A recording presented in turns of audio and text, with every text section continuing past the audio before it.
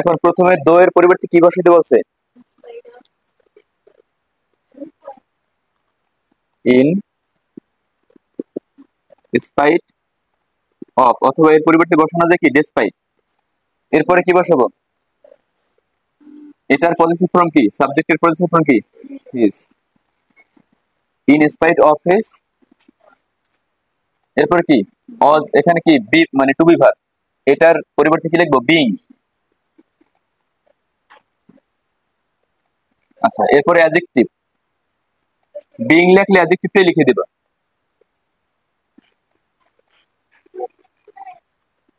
Being থাকলে অ্যাডজেক্টিভটাই লিখে দেবা, আর যদি তুমি বিং না লেখো তাহলে অ্যাডজেক্টিভকে নাউনে রূপান্তর করতে হবে। কিন্তু এটা মাঝে মাঝে কঠিন হয়ে যায়, অনেক শব্দ তোমরা নাউন ফর্ম জানবা না, যেমন উইক এর নাউন ফর্ম কি? উইকনেস। ঠিক আছে, হ্যাঁ আছে, পড়লে তো ভালোই। আচ্ছা, তার থেকে ভালো শোনো, তার থেকে ভালো তোমরা বিং ব্যবহার করতে পারো। বিং ব্যবহার করে এইটি বসে দিলে হবে, অ্যাডজেক্টিভটি বসে দিলে হবে। হ্যাঁ হ্যাঁ, এরপর হচ্ছে বাকি অংশ। এই রুলসটার ক্ষেত্রে, টু বি ভার্বের এই রুলসটার ক্ষেত্রে, in spite of his being weak he went to, এই আমরা দো এর পরিবর্তে লিখছি কি ইন স্পাইট অফ, এরপরে হিজ এর পজিটিভ ফর্ম হচ্ছে হিজ, এই টু বি ভার্বের পরিবর্তে লিখছি কি বিং, এরপরে অ্যাডজেক্টিভটা লিখে দিছি, এরপরে বাকি অংশটুকু বুঝবে এটা?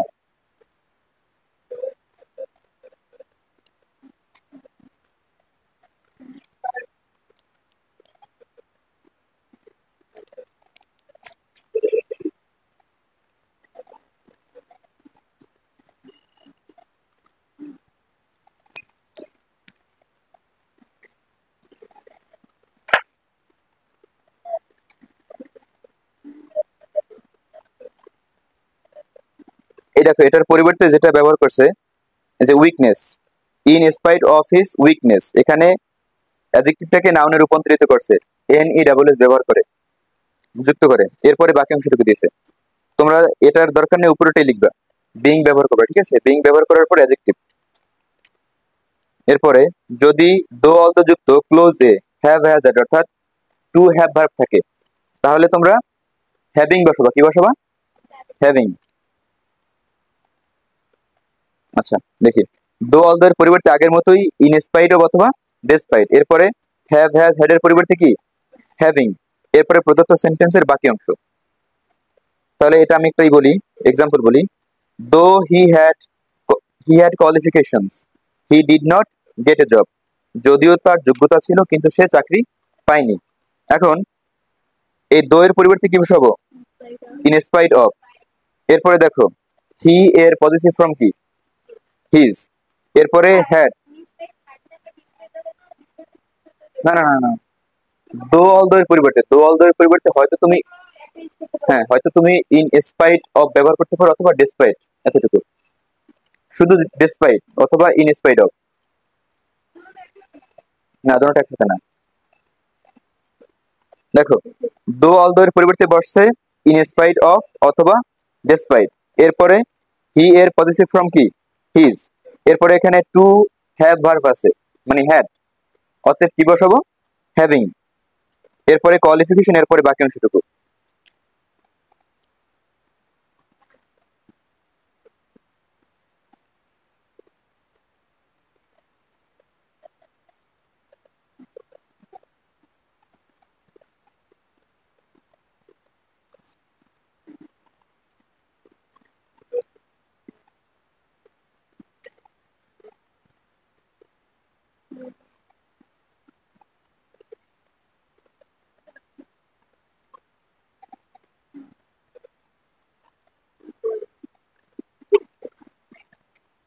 এই সাইলেন্ট,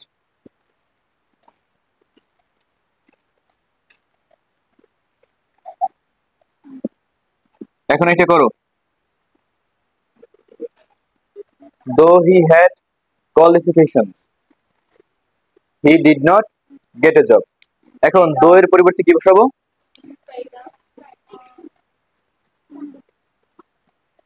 ইন স্পাইট অফ। এরপরে হি এর পরিবর্তে কি? এর পজিটিভ ফর্ম হিজ। এরপরে এখানে টু হ্যাভ ভার্ব আছে, বসাবো কি? হ্যাভিং। এরপরে বাকি অংশটুকু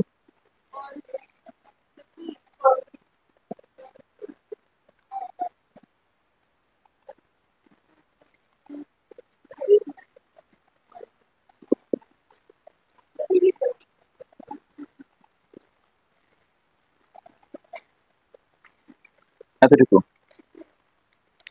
বুঝবে এটা?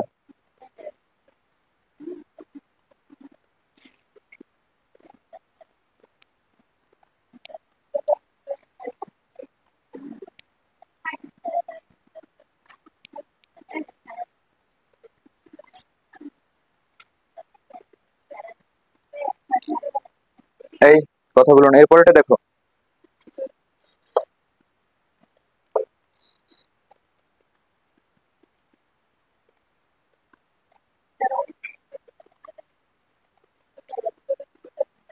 Though the man has much riches, he wants more.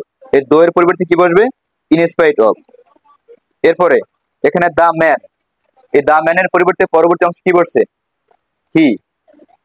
দেখো, though the man has much riches. কোনটা? এটা দেখো, এটা হচ্ছে পজিটিভ ফর্ম। হ্যাঁ, সাব আছে, সবাইকে দিয়েছে। সাবজেক্ট ফ্রম, অবজেক্ট ফ্রম এবং পজিটিভ ফ্রম, তিনটে ফর্ম এখানে দেওয়া আছে, আই মি মাই এগুলো। আচ্ছা, এইটা বলো, তোমার মুখে বলো। Though the man has much riches, he wants more. Though এর পরিবর্তে কি বসবে? In spite of. এরপরে এই দা ম্যান এর পরিবর্তে উপাসে কি বসছিল? হি। অতএব হি এর কি হবে? Positive form his. Though the man, sorry, in spite of his having riches, এখানে কি ছিল? হ্যাজ ছিল, এজন্য কি বসছে? হ্যাভিং। মাস রিচেস, এরপরে বাকি অংশটুকু। এরপরটা দেখো, যদি দো অলদো যুক্ত ক্লোজ টিতে মূল ভার্ব থাকে, এতক্ষণ আমরা পড়ছি কি? অক্সিলারি ভার্ব, মানে টু বি ভার্ব এবং হ্যাড ভার্ব অথবা have verb, to have verb. এখন আছে মেইন ভার্ব বা প্রিন্সিপাল ভার্ব। দো অলদো যুক্ত ক্লোজ টিতে মূল ভার্ব থাকে, তবে নিচের নিয়মটি ব্যবহার করে প্রদত্ত সেন্টেন্সটিকে সিম্পল করতে হয়। দো অলদো এর পরিবর্তে ওই আগের নিয়মই ডেসপাইট অথবা ইন স্পাইট অফ। এরপরে প্রদত্ত সাবজেক্টের পজিটিভ ফর্ম আগের মতোই। এরপরে মূল ভার্বের প্রেজেন্ট ফর্মের সাথে আইএনজি যুক্ত। এখানে একটু যুক্ত হয়েছে কি? মূল ভার্বের প্রেজেন্ট ফর্মের সাথে আইএনজি যোগ হবে। এসে গেছেন? আচ্ছা, একটু একটু ওয়েট করতে দিতে।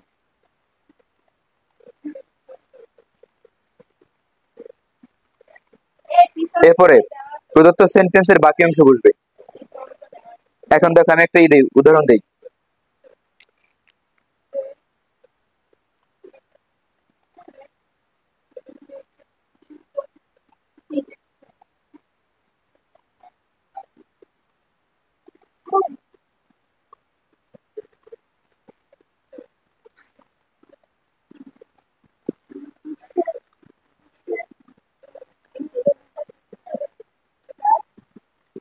আচ্ছা, এটা করো। এখানে তো অক্সিলারি ভার্ব নেই, আছে অক্সিলারি ভার্ব নেই, অতএব প্রিন্সিপাল ভার্ব। এখন দো এর পরিবর্তে কি? আচ্ছা, ইন স্পিড অফ লিখলাম। এরপরে হিজ এর পরিবর্তে, মানে হির পরিবর্তে হিজ। এরপরে কি বসবে? এখানে এটার প্রেজেন্ট ফর্মটা কি? Are U N, run. এর সাথে কি? আইএনজি। আর ইউ এন, এরপরে আচ্ছা আই এন জি, রানিং। এরপরে কি? Running fast. এরপরে বাকি অংশটুকু। হ্যাঁ, আচ্ছা, ডাবল এন এখানে। রানিং ফাস্ট, এরপরে কি? হি মিসড দ্য ট্রেন, বাকি অংশটুকু। কোনটা ক্ষেত্রে? এটা তো কখনোই পরিবর্তন হয়নি, তুমি দেখো।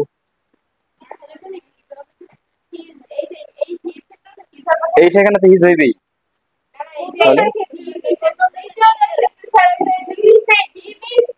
এতটুকু এতটুকু কোথাও পরিবর্তন হয় নাই।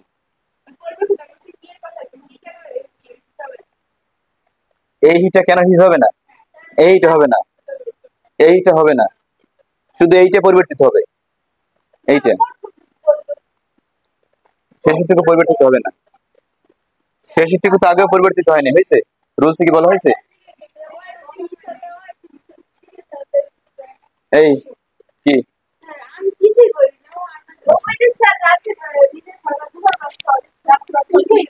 এই এখন কথা অন্যদিকে নিয়ে নাও।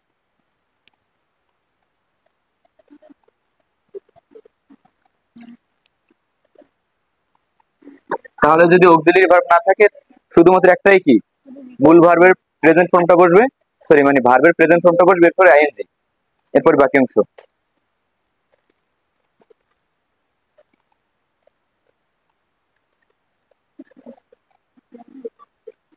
এগুলো তোমরা পারো, সাবজেক্ট ফ্রম, অবজেক্ট ফ্রম এবং positive from.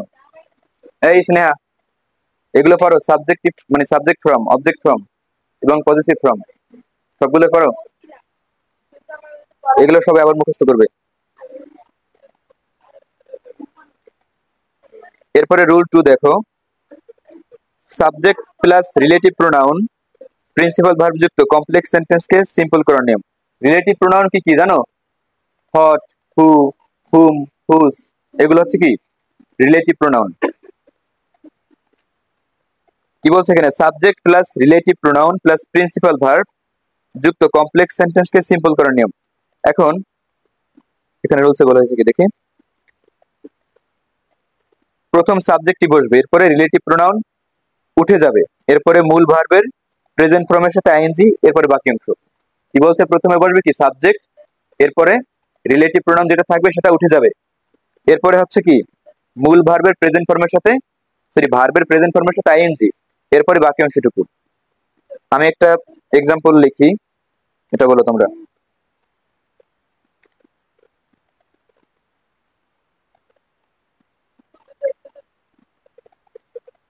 The man who sells things on zero.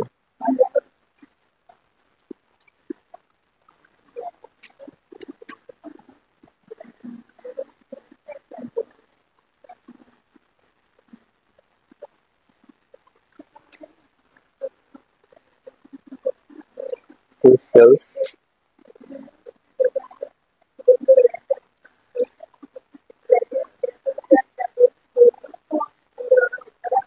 small things.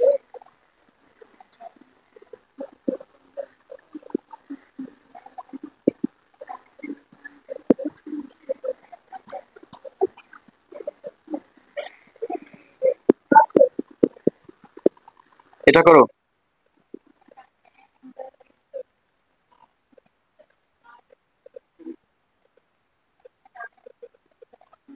প্রথমে কি বলছো? এখানে সাবজেক্ট আসবে, প্রথমে কি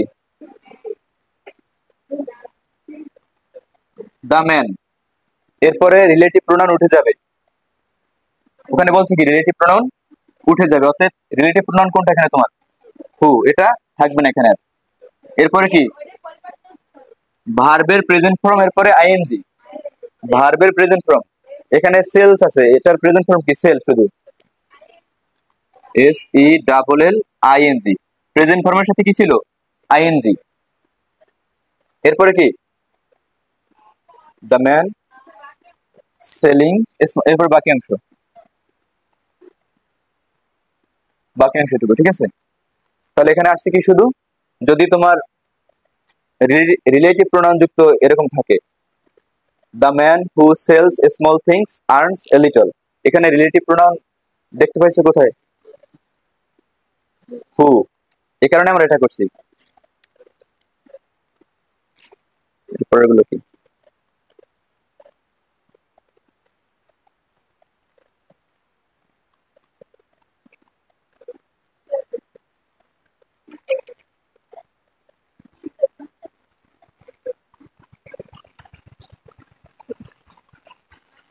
এরপরে বলছে হচ্ছে subject plus verb plus object, এরপরে যদি রিলেটিভ প্রোনাউন থাকে, এরপরে যদি মেইন ভার্ব, সেটাকে কমপ্লেক্স থেকে সিম্পল করার নিয়ম।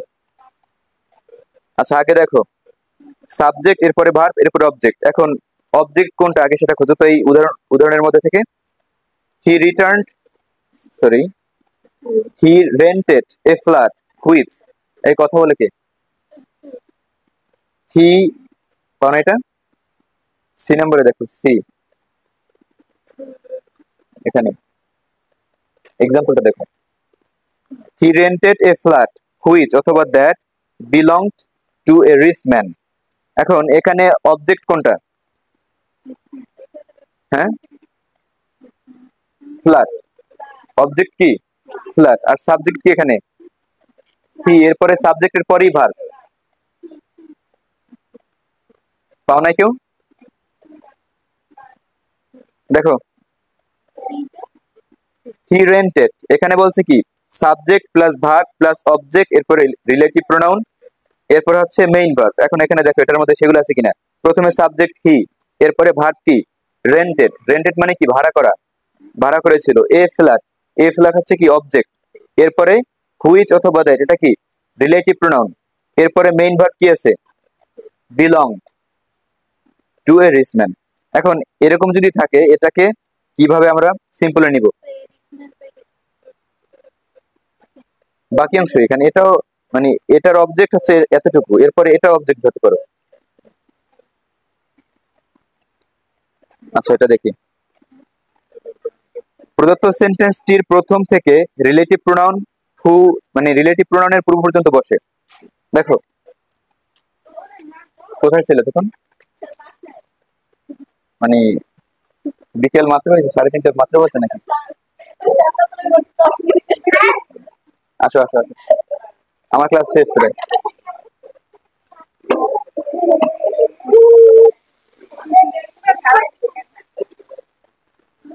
দেখো এখানে কি বলছে, প্রদত্ত সেন্টেন্সটির প্রথম থেকে রিলেটিভ প্রোনাউন পর্যন্ত বসবে।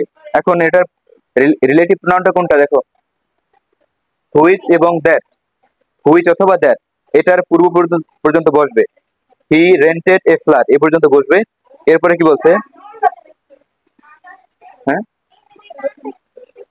এটা এখানে হুইচ অথবা দ্যাট দোনোটা রিলেটিভ প্রোনাউন, যে কোনো একটা ব্যবহার করতে পারো। হি রেন্টেড এ ফ্ল্যাট, এরপরে রিলেটিভ প্রোনাউনটা আছে, যে কারণে আমরা এতটুকু লিখবো সিম্পল করার সময়। এরপরে রিলেটিভ প্রোনাউন কি উঠে যায়, এই যে হুইচ এবং দ্যাট এটা কি হবে উঠে যাবে। এরপরে রিলেটিভ প্রোনাউনের পরে সাহায্যকারী ক্রিয়া থাকলে উঠে যায়। এরপরে সাহায্যকারী ক্রিয়া আছে কিনা দেখো, নেই, তার মানে এটা উঠানো লাগবে না। অক্সিলারি ভার্ব, সাহায্যকারী মানে কি অক্সিলারি ভার্ব। এরপরে যে মূল ভার্ব থাকে সেই মূল ভার্বের প্রেজেন্ট ফর্ম, এরপরে আইএনজি। এখন মূল ভার্ব কোনটা ছিল? বিলং ছিল, এখানে মূল ভার্ব বিলং না।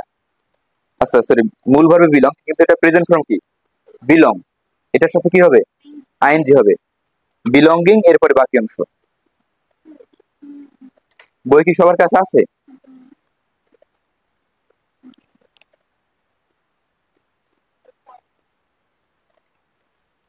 লেখা লাগবে এটা আমার? আচ্ছা ছেড়ে দিচ্ছি, একটা রুলস দিয়ে শেষ করতে পারিনি।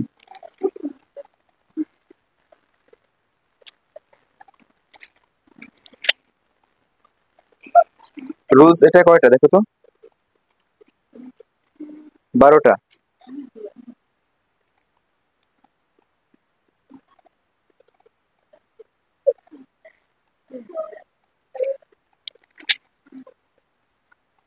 আচ্ছা 12টা রুলস কি পারবা তোমরা? এটা কিন্তু অনেক বড়, দ্রুত শেষ করতে হবে, মানে খুব দ্রুত শেষ করতে হবে, এটা অনেক বড় চ্যাপ্টারই, ভয়েস পর্যন্ত পড়তে হবে আমাদের।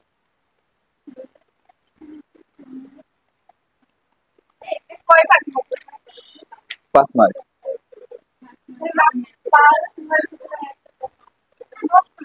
না এটা 5 মার্ক। দেখছেন এখানে,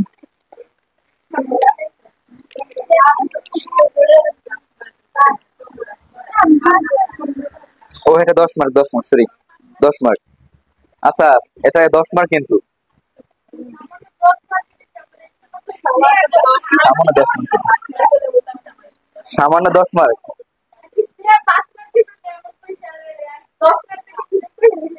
তাহলে পড়াই লাগবে না।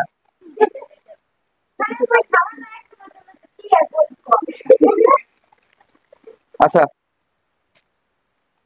এখানে 12টা রুলস আছে। 12টা কি পড়তে পারবো তোমরা? তাহলে পড়া দিব, না পড়তে পারলে পড়া দিব না। যে কটাতে তোমরা দুইটাই থেমে যেতে পারো তখন। প্রথম 6টা। আচ্ছা, প্রথম 6টা থেকে 12টা এক্সাম্পল লিখে আনবা, ঠিক আছে? প্রত্যেকটা রুলস থেকে 2টা করে এক্সাম্পল।